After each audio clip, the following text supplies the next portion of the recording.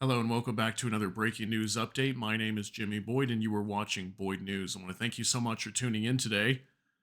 We're going to be talking about France here in this video and the French president in particular. This is Emmanuel Macron.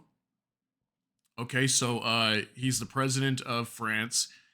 And just the other day, we had this French president coming out at a major conference in Paris. Okay, many different leaders were meeting there. Lots of European countries, like 20 different countries, came and they were discussing the war in Ukraine. Okay, and they're getting together right now because they're figuring out what they're going to do to help Ukraine because Ukraine's in a very tough position right now. They're basically losing this war and having to fall back.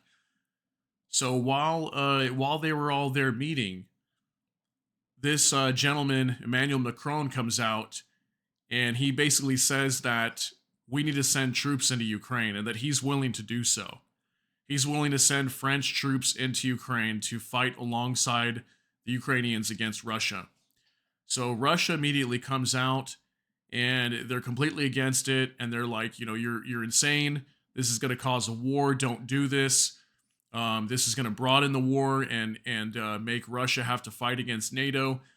So we have as of today we have a warning coming out from Vladimir Putin, and he told Macron, he said any French troops that you send to Ukraine will suffer the fate of Napoleon's army.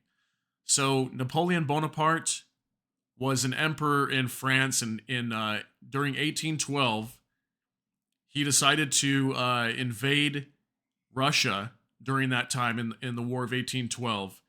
And basically, long story short, it didn't go so well. Okay, they attacked Russia. I believe they eventually seized Moscow. And soon after that, they were unable to fight the war. They had to start to retreat. He basically abandoned his troops, and about 500,000 strong. And the troops had to fall back from Russia because their offensive was failing. And while they're falling back, their troops were dying from disease, from cold, from starvation. And many of the troops died, and he basically abandoned them. Okay, so Putin's basically saying to Macron that your troops are not going to do well if they come over here and try to fight against Russia, is what he's saying. So don't even try it. That's basically the warning. Okay, long story short.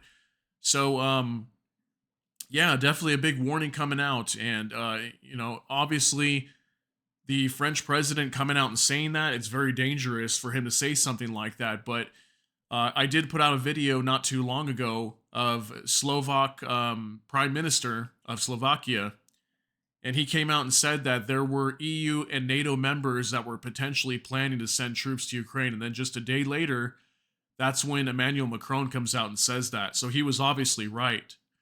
So let's talk about this in this article here. This is on Reuters. So Putin tells Macron, any French troops that you send to Ukraine will suffer the fate of Napoleon's army. Basically, they'll get wiped out. That's what he's saying. Okay, so it says here, allies of Russian President Vladimir Putin on Wednesday warned French President Emmanuel Macron that any troops he sends to Ukraine would meet the same end as Napoleon Bonaparte's Grand Army, whose 1812 invasion of Russia ended in death and defeat. Macron opened the door on Monday to European nations sending troops to Ukraine, although he cautioned that there was no consensus at this stage. His comments prompted a slew of other Western countries, including the United States and Britain, to say they had no such plans, while the Kremlin warned that conflict between Russia and the US-led NATO military alliance would be inevitable if European members of NATO sent troops to fight in Ukraine. So regarding this, so NATO Secretary General came out and was like, no, this is not true. We're not going to be sending any troops to Ukraine. We have no plans of doing so. Many other EU nations were coming out and saying that as well. Other NATO members. Nobody was agreeing with French President Emmanuel Macron, basically. And they're all saying, no, that we're not sending any troops to Ukraine. It's not going to happen.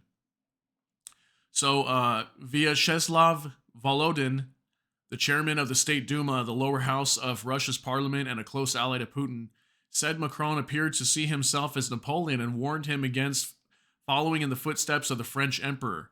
To maintain his personal power, Macron could not think of anything better than to ignite a third world war.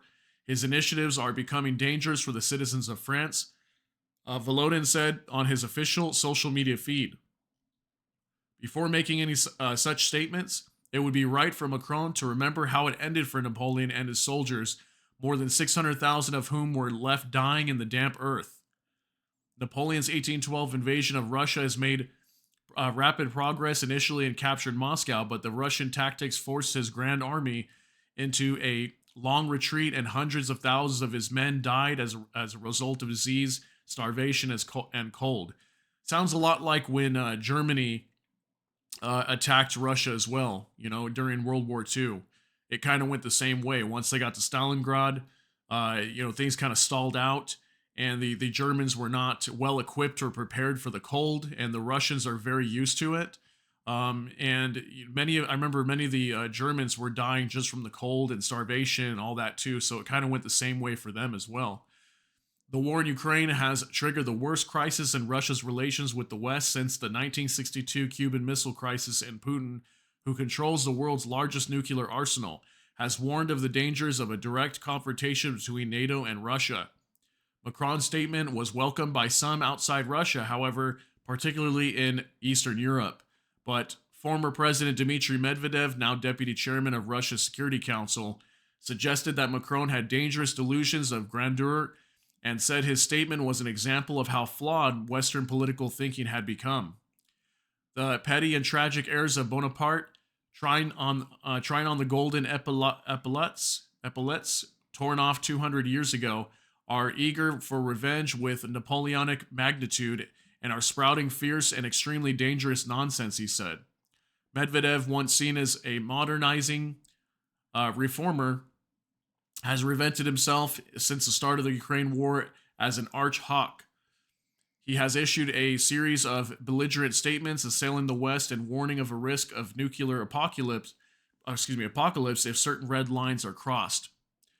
So, obviously, that is major escalation there. Okay, if they were to go into Ukraine, the French army would obviously that would draw NATO into the fight, right? Basically, it would be saying NATO's now fighting against Russia, even if France went in on their own and didn't send no other NATO troops from other NATO countries, just France alone. It would still be NATO fighting Russia. That's how Russia would see that. So it also says here, Russian Foreign Ministry spokeswoman Maria Zakharova said Macron's statement had revealed that other Western countries, unlike Macron, understood the risk of direct clash between NATO and Russia. The leaders of many European governments quickly said that they were not and are not planning anything of the kind, she said. This shows they understand the danger. Well, clearly, because obviously if NATO were to go to war with Russia, it could easily lead to a nuclear war. Okay, let's say if even the West, NATO fought against Russia, and let's say Russia was actually losing the war. Let's just say that hypothetically speaking, they start losing the war and they're close to falling, collapsing, being taken over, anything like that. It would eventually lead to nuclear war. There's no way that any country from here on out can just simply invade Russia and take them down conventionally because they have nuclear weapons. It would always lead to a nuclear war. That's their protection blanket, right?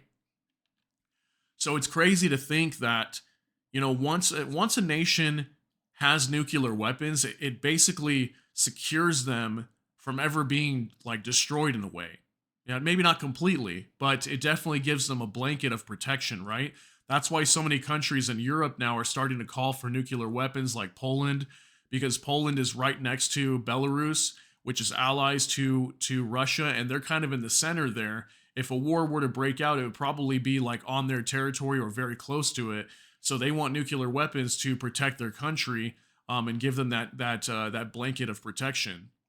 So let me know what you think down in the comments, though, because this is obviously very major escalation here, with the French president coming out and saying they'd be more than glad to send troops to Ukraine to help Ukraine fight this war.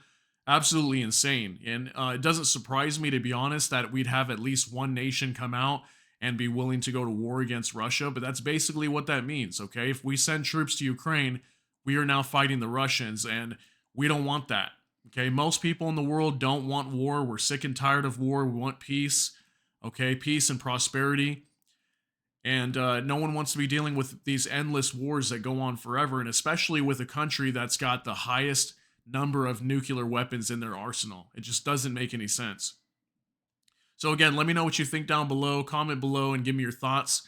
And with that, I appreciate you being here. Thank you so much for tuning in. And I hope you all have a great day. That's going to be it for this video. Everybody take care and God bless. We'll see you in the next one.